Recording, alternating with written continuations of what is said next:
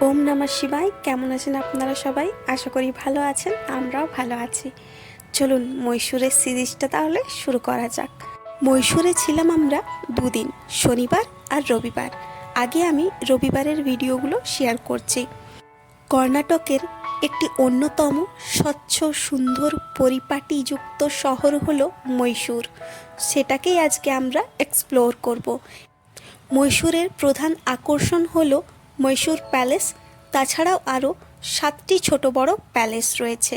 আর এই প্যালেসের সঙ্গে সঙ্গে বিভিন্ন ধরনের আকর্ষণীয় জিনিস কিন্তু এখানে দেখতে পাবেন। তার মধ্যে একটি অন্যতম আকর্ষণীয় জিনিস এই অ্যাকোয়ারিয়ামটি। এটির নাম হলো লোকারঞ্জন অ্যাকোয়া ওয়ার্ল্ড। এটি ইন্ডিয়ার লার্জেস্ট অ্যাকোয়ারিয়াম। এখানে আপনি টানেলের মাধ্যমে অনেক রকমের ফিশ দেখতে পারবেন, মানে আপনি জলের মোটামুটি নিচেই রয়েছেন। যাই হোক, চলুন পুরো জায়গাটা ঘুরে দেখি। যেহেতু এটা ইন্ডিয়ার সবথেকে বড় অ্যাকোয়ারিয়াম, তাই বলার অপেক্ষা রাখে না, এখানে বেশ অনেক রকমের ফিশের আমরা ভ্যারাইটি। এখানে আপনারা এলে বিভিন্ন ধরনের সামুদ্রিক জীব দেখতে পাবেন। যাই হোক, এবার বলে ফেলি এটি খোলা কখন থাকে। সপ্তাহে 7 দিনই এটা খোলা থাকে। সকাল 9টায় খোলে, রাত্রি 8টা বা 8:30টায় বন্ধ হয়ে যায়। এটার প্রাইস হলো পার হেড 200 টাকা করে। তবে অবশ্যই যদি আপনারা উইকেন্ডে আসেন বা যখন ভেকেশন থাকবে তখন একটু মহীশূরে ভিড়টা বেড়ে যায়, উইকেন্ডে ভিড়টা বেড়ে যায়।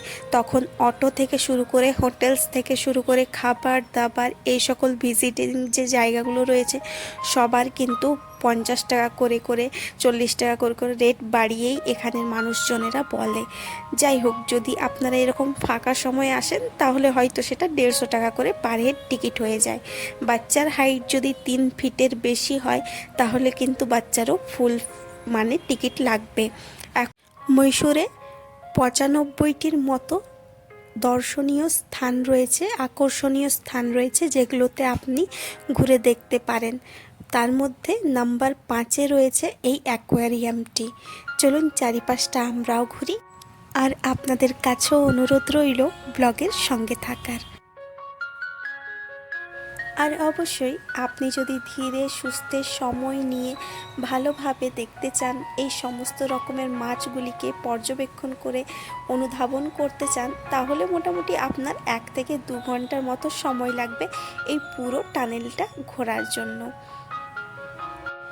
আর এই অ্যাকোয়ারিয়ামের মধ্যে আপনারা ফিশ দিয়ে যে ফুট ম্যাসাজ হয় সেটাও পাবেন। তাছাড়া আপনারা এখানে নিজের হাতে মাছেদেরকে খাবারও খাওয়াতে পারেন, মানে দানা দিতে পারেন, খাবার দিতে পারেন।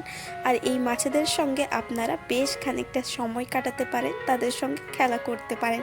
বাচ্চাদের জন্য এটা ভারী আকর্ষণীয় জায়গা।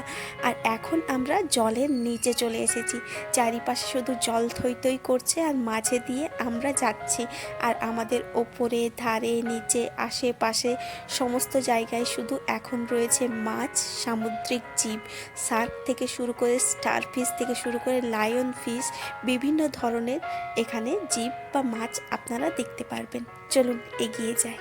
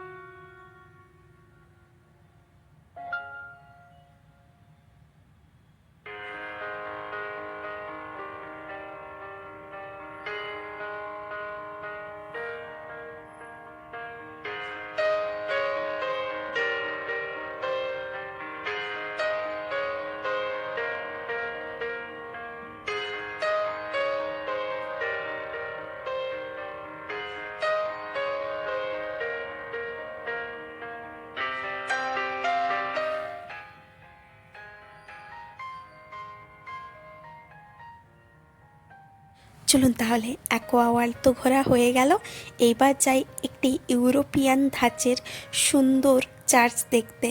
তো সেখানে যাব, আপনাদের অবশ্যই দেখাবো, সঙ্গে থাকবেন। আর মাইসোর সিটিটা এতটাই সুন্দর যে ভিডিও না করে থাকাই যাবে না। চারিপাশটা স্বচ্ছ, সুন্দর, পরিষ্কার একটি শহর। খুবই যত্ন সহকারে এই শহরটিকে কিন্তু এখানের মানুষজনেরা রেখেছেন। এত এত ট্যুরিস্ট আসলেও কিন্তু কোথাও রাস্তাঘাটে আপনারা এক ফোঁটাও ময়লা দেখতে পারবেন না। যাই হোক, ছোট বড় নানান প্যালেসে মোড়া এই শহরটির একটি আলাদা করে আমি রাস্তাঘাটের ব্লগ দেব। আপনারাও দেখতে পারবেন মাইসোর শহরটার রাস্তাঘাট ঠিক কীরকম। প্রত্যেকটা জায়গা আপনার দৃষ্টি আকর্ষণ করবেই করবে। আমরা কথা বলতে বলতে এখন সেই বিখ্যাত চার্চের সামনে চলে এলাম।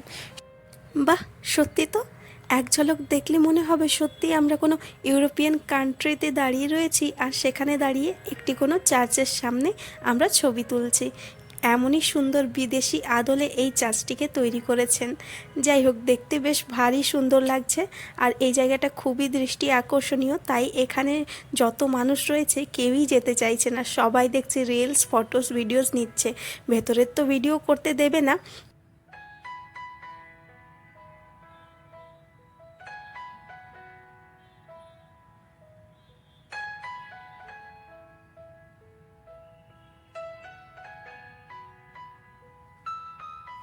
আর এখানে একটি বিয়ে রয়েছে, তারই এত আয়োজন। আজকের মতো গল্পটা এখানেই রাখছি, দেখা হবে পরবর্তী গল্পে। ততক্ষণের জন্য সবাই ভালো থাকবেন। আর আর মন থেকে অনেক ধন্যবাদ আপনাদের মূল্যবান সময় পার করে ব্লগটা এতক্ষণ দেখার জন্য। Bye bye.